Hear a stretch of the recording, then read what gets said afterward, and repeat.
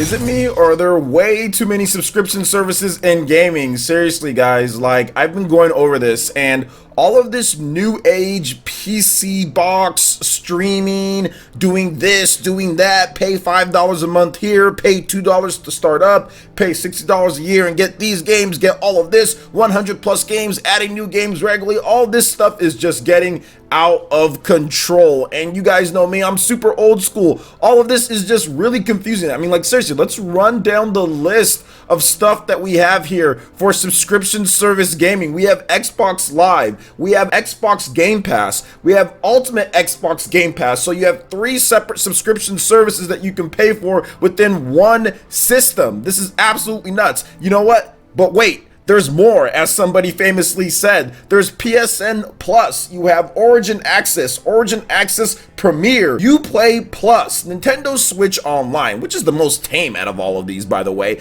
Apple Arcade, Google Stadia. I'm learning about so many different subscription services here. Do they really expect us to tune into all of this? My mind is absolutely racing. I grew up in an era where you wake up, you sit there, you get a game, you take it, you go blowing the cartridge back in the day, even though you weren't supposed to. You put that cartridge into the system, you press it down, and you play the NES, old school Atari back in the day. That's kind of how it was. And I know this old fogey over here is trying to sit here and say, you little kids will never learn. But you know what? You kids aren't learning, because the same things that people were sitting there and complaining and crying about back in 2013 when Microsoft first revealed the Xbox is the same stuff that's happening now. But I guess because it's $1 or $2, you guys are no longer upset. But it becomes more than that. It's a subscription service to where you're paying that isn't on top of the already subscription service that you already paid just so you can play all of your online games. To me, this is getting a little bit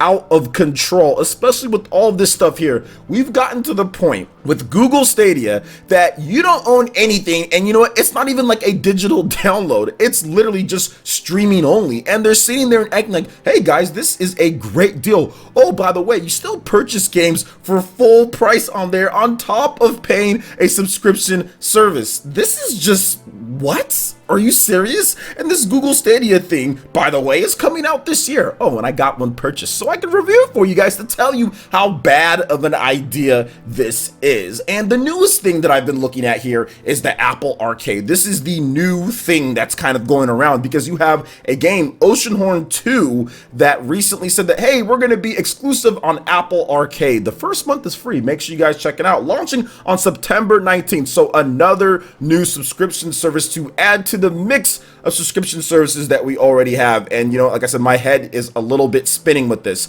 I think the sea is a bit rotten with this one with Apple Arcade, because once again, they say here is 5 million games, actually 100 plus games, that you can play if you pay $5 a month for us. And I'm like, okay, well, why am I going to pay you $5 a month for all of these random games? Like, who has time to sit there and just browse through a bunch of random mobile games for $5 a month? Like, honestly, like, what do they think? And a lot of these games are the traditional type of games. They're not just like regular mobile games that you can tap on a screen. I mean, you can play it that way. I guess some of them started that way, but a lot of them you're probably going to want a controller. So you have to try to Frankenstein something together, some type of Bluetooth adapter with an iPad or with a Mac, then also get a different controller from an Xbox to kind of put it together. Then you have your subscription service.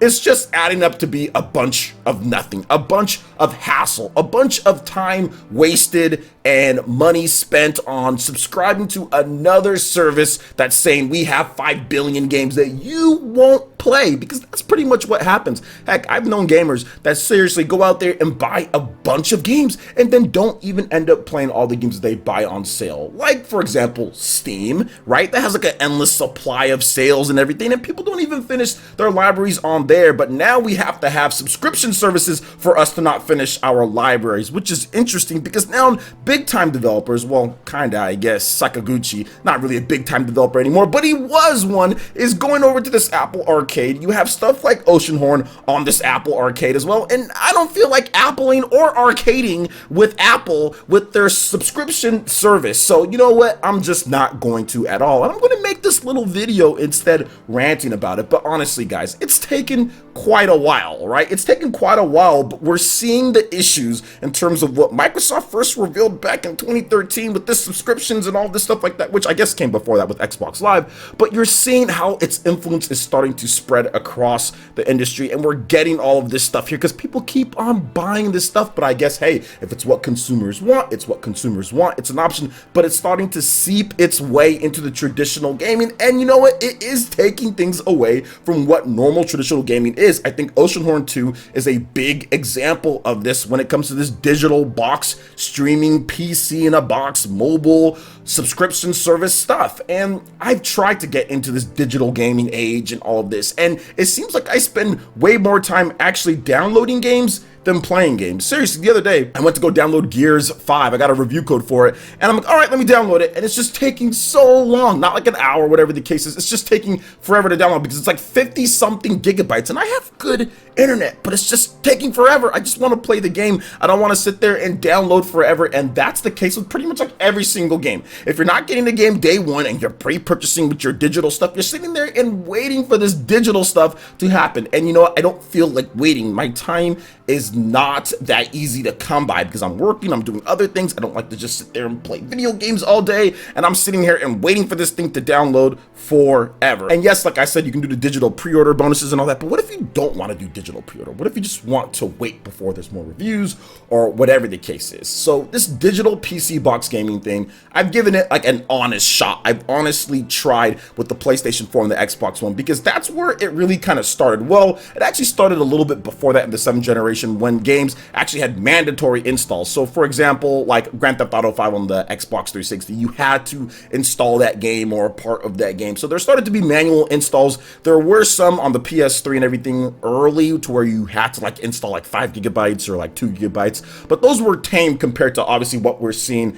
now at this point, to where you have pretty much the whole game. Even if you buy a game physical, it has to install. And to me, it's like lost the relevance of a disc. A disc basically is a DMR check or whatever, or DRM check or whatever the heck it's called. You just have to put it in there. Oh yeah, you still got the game. All right, here we go. And it's like, well, why is it even a thing now? Because the whole freaking game is like a PC, which I don't like that you have to, everything digital and everything's on your hard drive. I didn't like that. I like to just be able to put in the game and the game plays. But that seems to be like a lost art, and people just are like, huh, well, I got Game Pass for $1. I got 5 billion games that I don't have time to play because I'm a responsible adult. But hey, you know what? It's a good deal, right? But it's a good deal, but you never play. You never, like, there's like a few games on there that you can just normally just buy and play when they're super cheap because games are devalued just like that on PlayStation 4 and also the Xbox One and PC to an extent as well. Heck yeah, PC with those Steam sales and everything. So useless this digital box gaming, waiting for downloads, and not even really owning the games that you pay for. Did you guys know that with these digital licenses and all of these different things here, you don't even really own anything? And I don't want to hear, well, you don't own the physical games because it's on the device. No, yeah, you do. You own the game. You can sell it. You can trade it. You can do whatever you want. You can let a friend borrow it and all that. With this digital gaming stuff, you have to go through accounts and passwords and all this type of stuff. If you just want to play a game somewhere else or anything, it's getting to be like mind-numbing what's going on here. And I'm just kind of spewing what's going on in my brain because everyone is sitting here and talking about how cool this is and that is with all this new stuff that's going on. But I'm looking at like 15 different subscription services, which I might be exaggerating just a little bit, but that's okay. We like to exaggerate. And I'm just looking at it like, why am I going to spend my time with all this? Like, seriously, you could just wait for games to go on sale. Like, you could just wait for games to go on sale, and then you could just buy those games. Like, seriously, like, even like the big first-party games, you could just wait. You don't need all this subscription stuff. You don't need everything here. To have fun with gaming, you honestly don't need all of this. And to me, this zaps the fun out of gaming with all this stuff. The downloads, the subscription services, the sitting there and having 3 different subscription services for the Xbox. I mean, like, what is going on here? Can we talk about this just for a second? Like Ultimate Game Pass, Xbox Live. There's like literally 3 different ones here in terms of what you can do, all with varying levels of what type of free, what type of games that are old that you can just wait if you really want to play them. It's just crazy, man. And like, I think that's one of the main reasons why I want to do this. I know people think it's a good deal. I know people say, hey, for only $1 you can do this. And I know people play the Game Pass because you get the games day one, but this is kind of like what they were doing back in 2013. I didn't want physical games to lose their relevance. I don't want to be sitting there downloading. I don't want everything to be digital because, like I said, these companies can just take those away. I think that people are kind of going further down the rabbit hole and they're not seeing the light. They're not seeing the evil that's waiting for them with all this digital PC box gaming subscription service stuff. And I'm just like, yo, man, I'm out. I've tried to go in there with the EA access. I think I did that way back before. I'm not even sure, something like that. I got like a free trial. It was trash. I tried to play like Mass Effect. It was like horrible on Origin. It didn't support certain controllers on my PC and everything like that. It was just like, I can't do this anymore. I've tried the Game Pass. It's like I'm sitting there waiting for games to download. I've tried PSN Plus after you're done with it, or if you don't renew, oh, your games are locked behind the paywall on there. I'm done. You know what I'm saying? I can't deal with it anymore. I understand for some of these companies charging for online play if you want to do it like regular Xbox Live, but all these subscription services shoving 5 billion games down our throat as if we have time to play all this stuff. I'm out. Like, I'm not gonna sit here and give them any of my money for these subscription services. I'm done. I'm an old school gamer at this point, man. I need to see the game and just put the game in there. I need to be as traditional as possible, even if it's with these digital, you download to the hard drive, whatever. I'm going to hold on to that old school form factor. Heck, there's a game that's coming out pretty soon here. Actually, it's already out. It's called AI, the Summoning Files, which came out digital first, right? So if you want to buy the game digitally, you can buy and play it on PS4 or also the Nintendo Switch. But the physical version of the game is coming out next week. And I was like, you know what? I'll just wait for that because I'm not going to play into all of this. Like I said, I've checked out, man. I'm cashing out. I'm out of here. But anyway, those are just my thoughts of somebody just ranting in the room. What do you guys think? Let me know your thoughts in the comment section below. All right, guys, that wraps it up for this video here. Go and check out the links in the description below. We got Facebook and Twitter. Go and give us a like and a follow on our social media. Hit that like button if you did like this video. Let me know you guys want more content like this going forward in the future. And subscribe to PlayerEssence for this RPG, Japanese, Nintendo gaming news. Thank you so much for watching, and we'll catch you guys for the next one. Peace.